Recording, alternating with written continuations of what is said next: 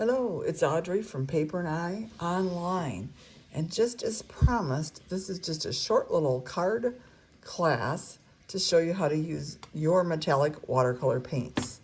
Now let's face it, these are our goodbye. A lot of you already purchased them. They come 6 metallics in a little box for $10.99. We do have these online at paperandi.com. You will be delighted to be able to see that there are 3 colors. This is the alloy. There's also a pink, and then there's a blue-green. All 3, one as pretty as the next. It comes in this pack, and then your water brush, your aqua brush comes with it.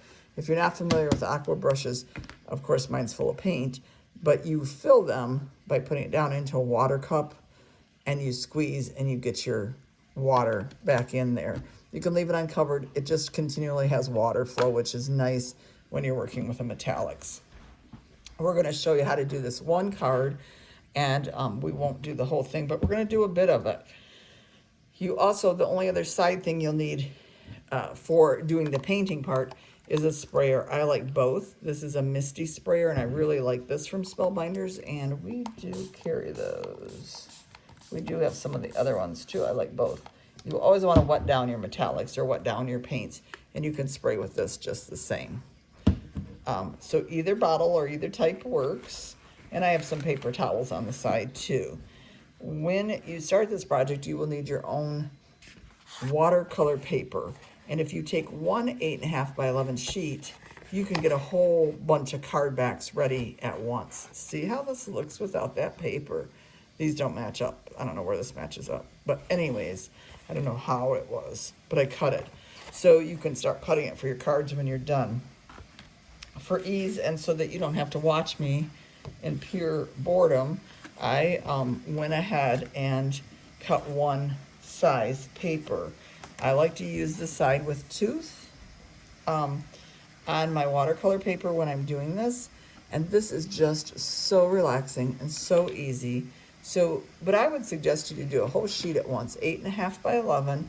It does take a long while, I'm not gonna lie, but when you get it, it will be magnificent. So I'm gonna talk to this a little bit, because when I did the whole sheet, I went across the whole sheet with one color and went everywhere. And all I'm doing is making crazy little circles, but I'm gonna show you on this small scale too. And we'll get through it and we'll talk about drying it and then finishing it.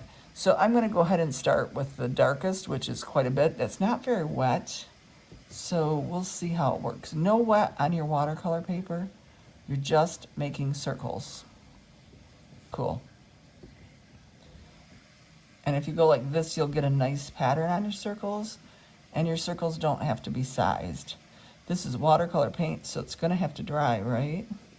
One of the things I'm going to do is put my watercolor thing underneath here, just my waste paper.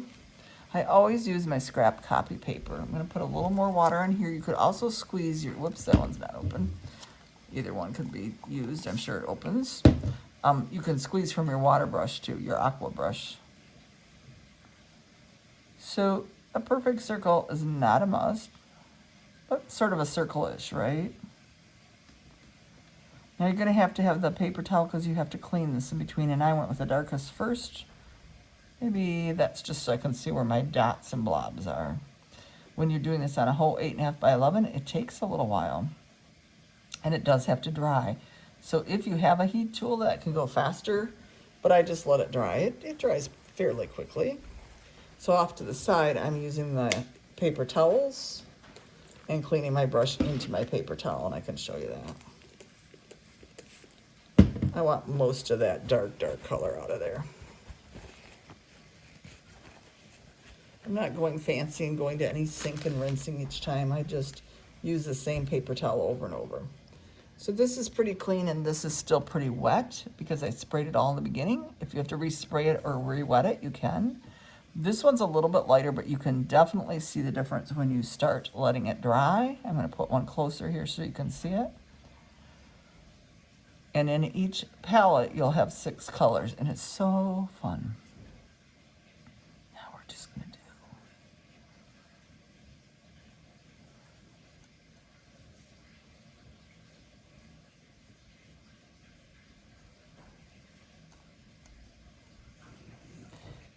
And I'm going to go ahead and do this whole piece so that you can see how it builds.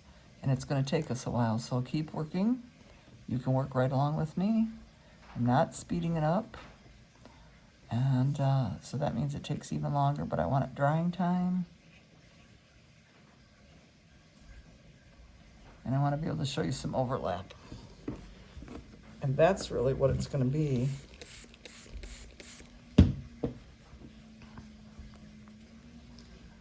The white, you think you can't see on this, but you really can when it dries. It's so fun on the big sheet to see it come together. And then what's even cooler is when you cut it into fours, or when you cut it to get your piece that works for your card. I'm going to move a little faster and not worry about perfection here so you can see. In the end, you want everything filled in, so you're going to go into each other and overlap a little bit. When it's still wet, you can't overlap as easily because you will get smear. So that's why you could use your heat tool, or you can let it dry a little bit more.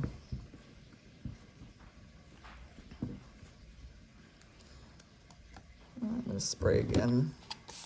I always spray them all in the beginning, and then sometimes you have to respray. So the darkest ones are already dry. That was the first one we did.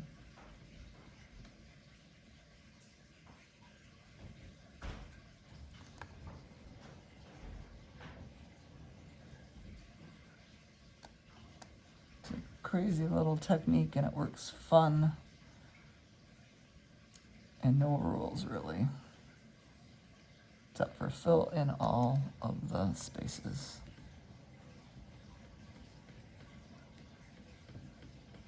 It's not as easy as you think either.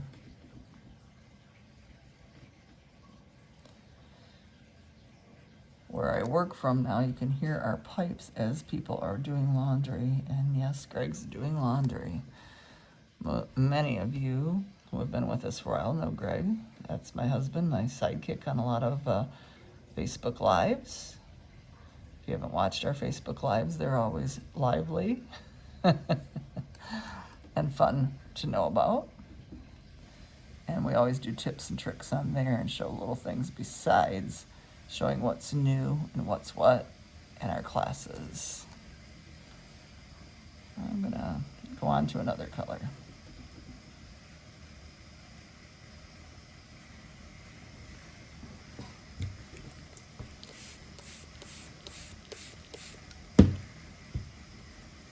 And, you know, it could be boring if you're watching this and you can speed ahead. But I just want you to get the whole idea of what you're doing.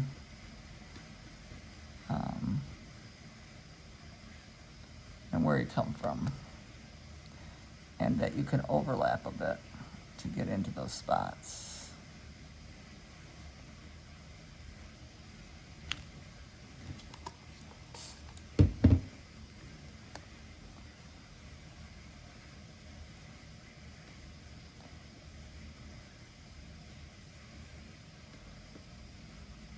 And what you'll start to see, and I guess because of time, we won't do the whole thing. I'll get the last color on there, and then I'll show you a few places. You can see here, what I'm trying to do is get every bit of white covered up. I will go back in over there and do something in a minute. You don't want any white showing. So,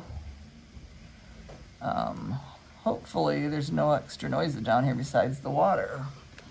We will finish painting this. And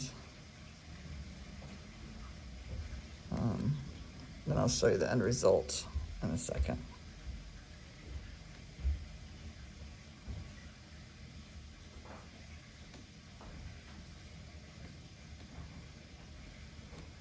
I'm going to go ahead and switch to the 6th color just so you can see it on there.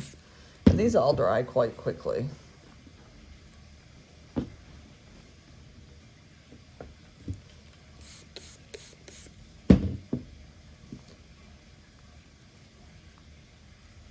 And here we go into our last one. So I've got a lot of paint on there, so I'm going to go right here.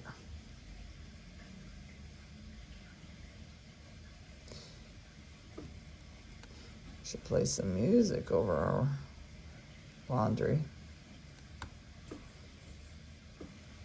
Maybe it's just a little.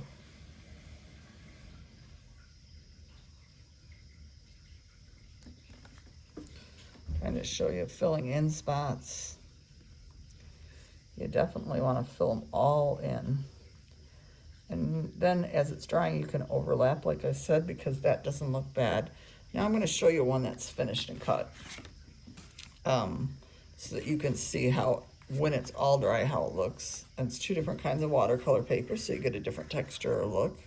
But when it's done, this is your look. Absolutely stunning, and you can't tell that I struggled at all, really. Some of my circles aren't perfect. So what I would do with the 8.5 by 11 when you're done, and it does take quite a while, as you can see, we took a while just doing this. But when you're done with it, you can set them aside and just admire it, right? Or you can cut your pieces. And what we did was just did one card and cut pieces. So then you might want to just for fun, or extra with this paint, is use some vellum here behind just to give a different look or lift. This is a pretty heavyweight vellum. I would probably use a light or medium so you could see more through. And then you're gonna add your embellishment pieces, and you can add pieces from anything depending on what your color is. So you can add words, you could do something stamped and add it on there. You can do anything, and your end card looks like this, and that background just looks fantastic. So since we're talking about this, one of the things I thought of, wouldn't be as easy to do, I'm gonna go ahead and start it. I just thought of it while we were doing it, is to do all squares, squarish, right? Or you could do it as rectangles and go all over this with squares at every angle. Square-ish, we said. Wouldn't that be fun? And get the same idea going. Just something else to get your creativity going. So I'm going to change colors and just show you in this corner. And so then if you did squares, you'd have a cool look too. And you could do other shapes if you chose. But that's kind of fun. Let me spray this to keep thinking. So now, you know, you'd have a different look, but you'd want to fill in every single spot, and your background would be the squares. And I honestly just thought of that while we were videotaping this. So since I don't edit anything, you see it all.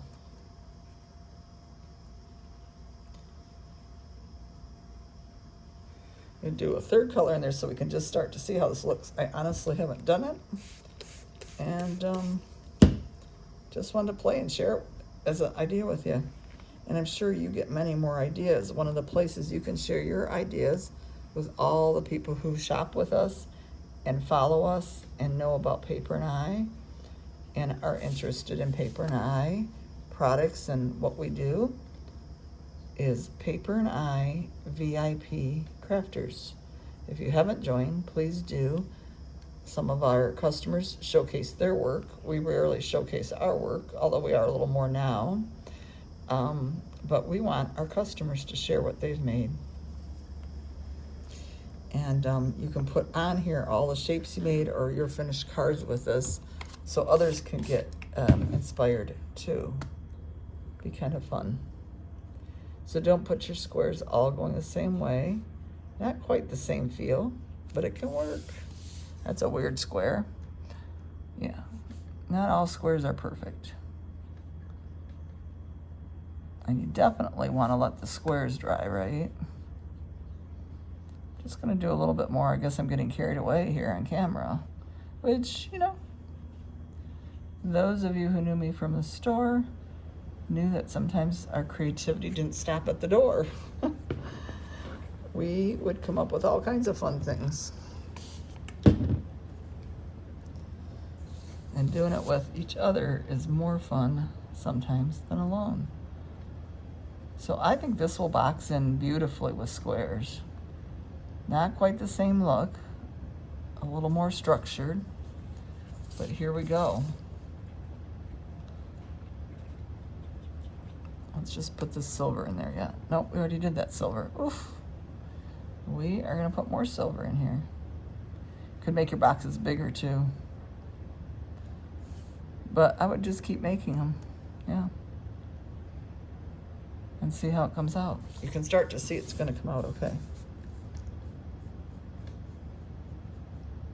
Just different. Interesting, huh? So the end card is your card, but these pieces are delightful. Here's a finished, and then here's one in progress. Isn't that fun? I hope you enjoy this technique and give it a try a few times over. Thank you.